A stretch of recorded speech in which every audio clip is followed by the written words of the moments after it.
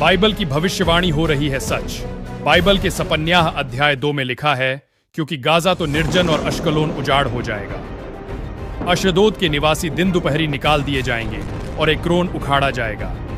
हे पलिश्तियों के देश, हे यहोवा का वचन तेरे विरुद्ध है, और मैं तुझको ऐसा नष्ट करूंगा कि तुझ में कोई न बचेगा। इंच गाजा पट्टी तबाह।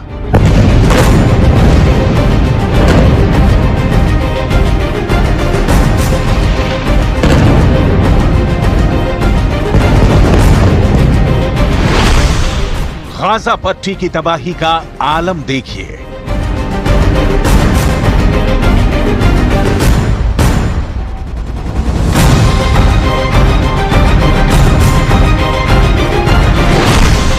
इजरायल के खिलाफ हमास के हमले का अंजाम पूरी गाजा पट्टी भुगत रही है।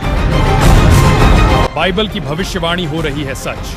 बाइबल के सपन्याह अध्याय 2 में लिखा है, क्योंकि गाजा तो निर्जन और अश्कलोन उजाड़ हो जाएगा। अशदोद के निवासी दिन दोपहरी निकाल दिए जाएंगे और एक्रोन उखाड़ा जाएगा।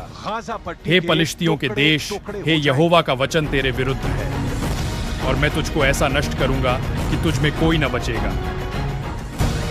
इजरायल ने गाजा पट्टी के खिलाफ जिस लेवल का फायर खोला है, उससे आप आसानी से अंदाजा लगा सकते हैं कि गाजा पट्टी कितने टुकड़ों में टूटेगी।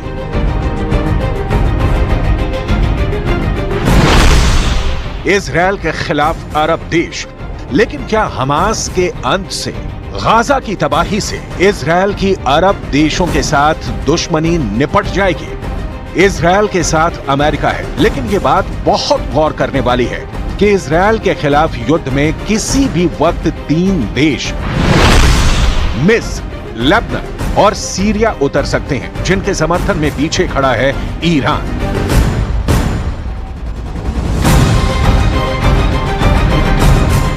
ये 4 देश मिलकर इजरायल के खिलाफ मोर्चा खोलते हैं, तो क्या इजरायल की आर्मी के पास इतनी ताकत है कि वो इनसे डायरेक्ट मुकाबला कर सके? इस सवाल का जवाब आपको इन देशों के पास मौजूद हथियार और इजरायल की मिलिट्री ताकत को देखकर मिल जाएगा।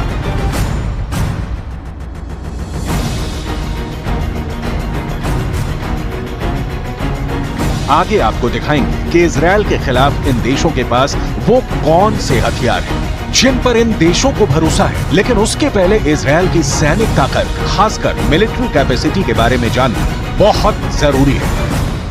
हमास पर इजरायल का पलड़ा हमेशा भारी रहता है। इजरायल ने बेहतरीन तकनीक वाले हथियारों के बल पर हमास पर वर्चस्व की पूरी तैयारी कर ली है।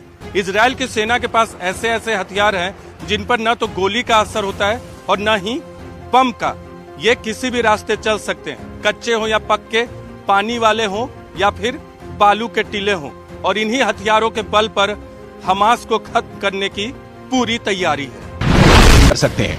वैसे भी इजरायल 32 दांतों के बीच अरब की जमीन पर जुबान सी है, लेकिन इजरायल टिका हुआ ही नहीं है, अपने खिलाफ उठे हर हाथ को काट रहा है।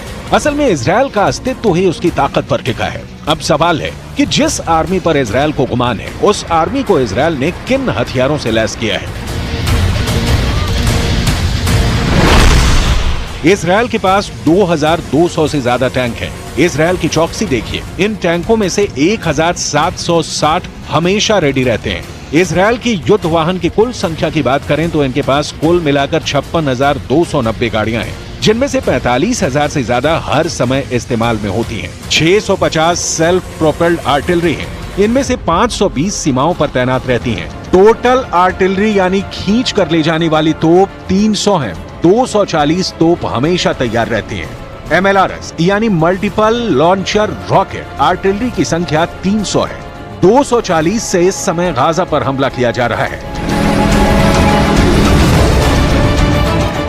इजरायल के इस मिलिट्री पावर को इजरायल की एयरफोर्स और नेवी की ताकत के साथ जोड़कर देखेंगे तो पता चलेगा कि इजरायल मध्य पूर्व का सबसे मजबूत देश क्यों कहा जाता है। ये क्यों कहा जाता है कि अरबों के बीच बसे इजरायल को कोई दुश्मन हिला भी नहीं सकता है, बशर्ते 7 अक्टूबर की तरह फिर भी इजरायल की खुफिया एजेंसी मोसाद फेल ना हो। इजरायल डिफेंस फोर्स यानी IDF को रिस्पॉन्ड करने में 3 घंटे नहीं लगे। इस नतीजा देखिए कि गाजा पट्टी जल रही है।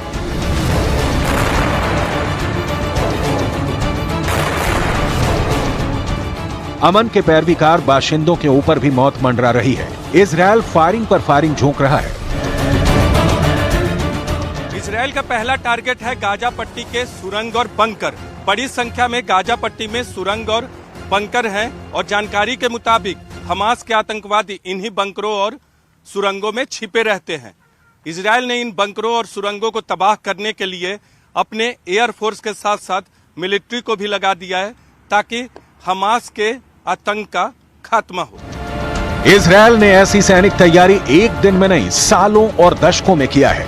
इजरायल चाकू की नोक पर बैठे देशों की तरह रहा है, जहां सीरिया के हिजबुल्ला आतंकी, फिलिस्तीन के हमास आतंकी कभी भी किसी वक्त रॉकेट दाग देते हैं। वो तो इजरायल की एयरफोर्स इतनी ताकतवर है कि हमले को नाकाम करती रही है। वो कहते हैं ना कि हर बार कोई नंबर 1 नहीं रह सकता, तो इजरायल की एजेंसियों से भी चूक हुई, लेकिन इजरायल इतना समर्थ है कि वो आतंकवादियों को करारा जवाब दे सके। इस वक्त इजरायल यही कर रहा है।